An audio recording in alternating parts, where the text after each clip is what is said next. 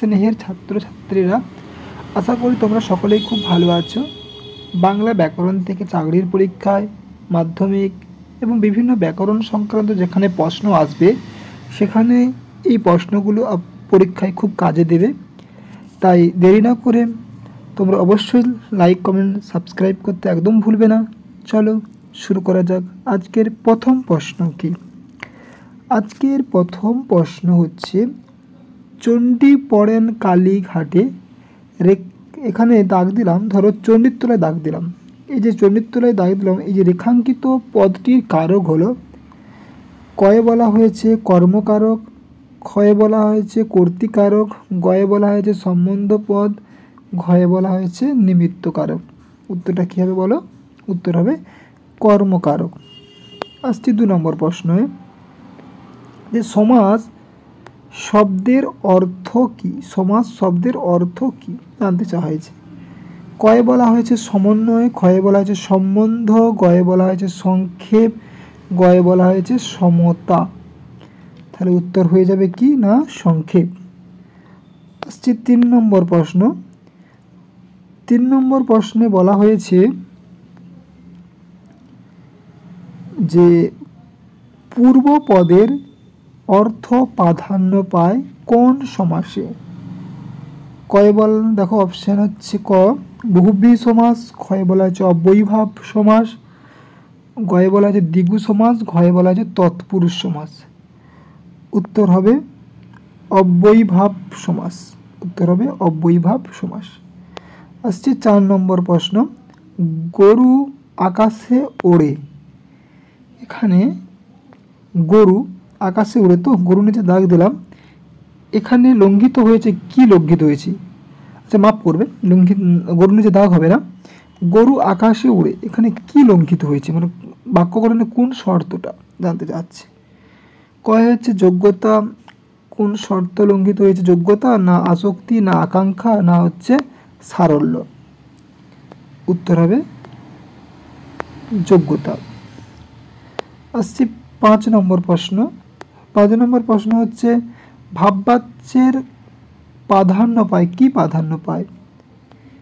কয়ে বলা হয়েছে কর্তার ভাব, ক্ষয়ে বলা হয়েছে কর্মের ভাব, গয়ে বলা হয়েছে ক্রিয়ার ভাব, ঘয়ে বলছে অন্য কোনো ভাব। উত্তর হবে ক্রিয়া ভাব, মানে ক্রিয়ার যেটা আছে সেই ক্রিয়ার ভাব। এবার আসছি 6 নম্বর প্রশ্ন। 6 নম্বর প্রশ্নতে বলে ছেলেদের ডাকা হোক। ছেলেদের ডাকা হোক, এটি কোন বাচ্যের উদাহরণ? কয়ে বলা হয়েছে কর্তৃবাচ্য, ক্ষয়ে বলা হয়েছে ভাববাচ্য, গয়ে বলা হয়েছে কর্মবাচ্য, ঘয়ে বলা হচ্ছে কর্মকর্তৃবাচ্য। উত্তর হবে কর্মবাচ্য। আসছে 7 নম্বর প্রশ্ন। 7 নম্বর প্রশ্নে বলা হয়েছে যে এদেশের বুকে শান্তি আসুক নেমে। অর্থ অনুসারে এই বাক্যটি হলো, অর্থ অনুসারে কি বাক্য? শর্ত সাপেক্ষ বাক্য, আবেগসূচক বাক্য, না নির্দেশক বাক্য, না হচ্ছে প্রার্থনা সূচক বাক্য? হ্যাঁ, তোমরা ঠিকই ধরেছ, উত্তরটা হবে প্রার্থনা সূচক বাক্য।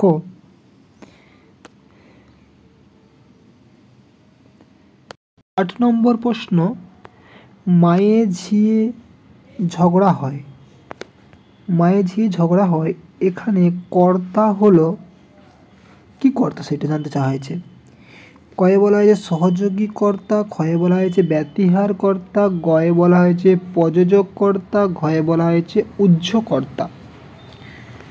উত্তর কি হবে? কয়েকটা ঠিক, সহযোগী কর্তা। উত্তর হবে সহযোগী কর্তা, কয়েকটা ঠিক। আসছি 9 নম্বর প্রশ্ন। 9 নম্বর প্রশ্নে বলা হয়েছে ধাতু বিভক্তির অপর নাম হলো। খুব সুন্দর প্রশ্ন একটি। ধাতু বিভক্তির অপর নাম হলো, কয়ে বলা হয়েছে শব্দ বিভক্তি, ক্ষয়ে বলা হয়েছে ক্রিয়া বিভক্তি, গয়ে বলা হয়েছে যথার্থ বিভক্তি। উত্তর হবে ক্রিয়া বিভক্তি। আসছি 10 নম্বর প্রশ্নে। অনুসর্গ হলো এক প্রকার। কয়ে বলা হয়েছে প্রত্যয়, ক্ষয়ে বলা হয়েছে অব্যয় পদ, গয়ে বলা হয়েছে নির্দেশক, ঘয়ে বলা হয়েছে বিশেষণ পদ। উত্তর হবে অব্যয় পদ। এবার আসছি 11 নম্বর প্রশ্ন। 11 নম্বর প্রশ্ন, যে যে পদ মিলিত হয়ে সমাজ গঠন করে তাদের বলে। যে যে পদ মিলিত হয়ে সমাজ গঠন করে তাদের বলে। কয়ে বলা হয়েছে সমস্যমান পদ, ক্ষয়ে বলা হয়েছে সমস্ত পদ, গয়ে বলা হয়েছে পূর্ব পদ, ঘয়ে বলা হয়েছে অন্য পদ। উত্তর 11 দাগে হবে বলো কি সমস্যমান পদ, কয়েকটা ঠিক। এবার আসছি 12 প্রশ্নতে, পুরুষ সিংহের ন্যায়, পুরুষ সিংহের ন্যায় থেকে পুরুষ সিংহ, এটা ব্যাসবাক্য ভাঙলে পুরুষ সিংহের ন্যায়, এটা কোন সমাসের উদাহরণ? কয়ে বলা হয়েছে কর্মধারায় সমাস, ক্ষয়ে বলা হয়েছে উপমান কর্মধারায়, গয়ে বলা হয়েছে রূপক কর্মধারায়, ঘয়ে বলা হয়েছে উপমিত কর্মধারায়। উত্তরটা ঠিক হবে উপমিত কর্মধারায়। এবার 13 নম্বর প্রশ্ন দেখো কি বলেছে।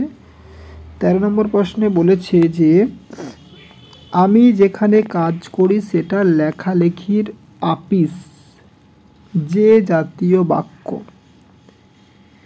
অপশন দেওয়া হয়েছে, দেখো কি বলেছে।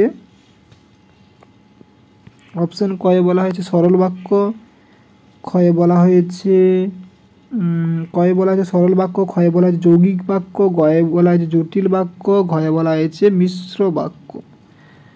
হ্যাঁ, উত্তরটা কি হবে বলো? উত্তর হবে জটিল বাক্য, এটা হবে জটিল বাক্য। তারপরে 14 নম্বর প্রশ্ন, বাচ্যান্তর, বাচ্যান্তর ঘটে না কর্মবাচ্য, ভাববাচ্য, কর্তৃবাচ্য, কর্মকর্তৃবাচ্য।